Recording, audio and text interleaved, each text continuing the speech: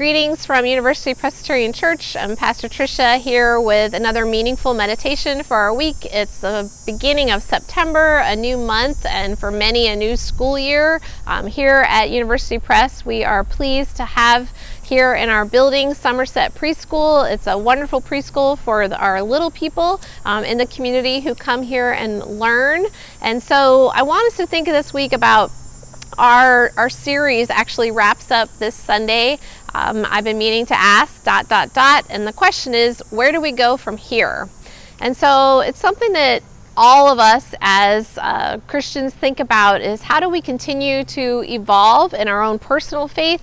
And for those of us that are a part of a faith community, how do we stretch our faith community to keep growing, to keep inviting new people to come and be a part of us? And so I think whether you're in preschool, like our friends at Somerset, or those towards the end of their earthly life, there is still so much more to learn about how we can best be a person of faith. And this Sunday we'll be looking at two different stories in the Bible from the Old Testament, the book of Ruth. And this is a story where Ruth stays with her mother-in-law Naomi through a lot of difficulty, and Ruth and Naomi kind of come from different parts of the world, and yet they merge their lives into one. And then our New Testament text comes from the book of Acts, and it's Peter who's building the early church, who's witnessed Christ and his death and resurrection, and he's preaching to the early church, teaching them about how important it is to tell this good news about Jesus' life.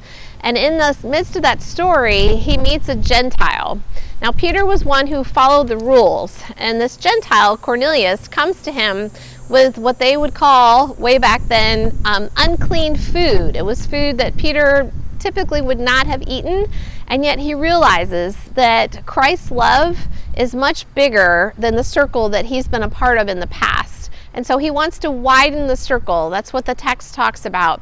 And so there's this quote that I think ties this all together. It's from Peter Drucker. He was a business guru, management, brilliant mind, lived to be 96. And the quote that really kind of just surrounded his life and his message was, if you want to do something new, you have to stop doing something old.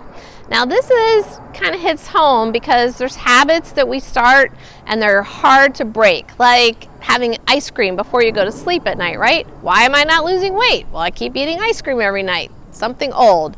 So in our Christian life, it's important for us to think about some new ways of being the church, of widening the circle, of embracing people no matter where they are in their life, and to think about how important that is to represent Christ with always an open arms, affirming of who people are, and loving them where they are. So as we look at this new school year, this church year ahead of us, program year, I really invite you to come and be a part of a life that's really inclusive of other people and encouraging people, your own heart as well as those around you. So come and be a part of University Presbyterian Church this Sunday, Labor Day weekend. Fully aware you might be somewhere else, but if you're in town, come and join us at 10 a.m. Or if you are out there somewhere, you can always join us live on Facebook. A week from Sunday, finally, Genesis Sunday will be here on the 12th. We'll have our outdoor service on the front lawn, and encourage you to come and be a part of that, and a picnic afterwards with games, bouncy house for the kids.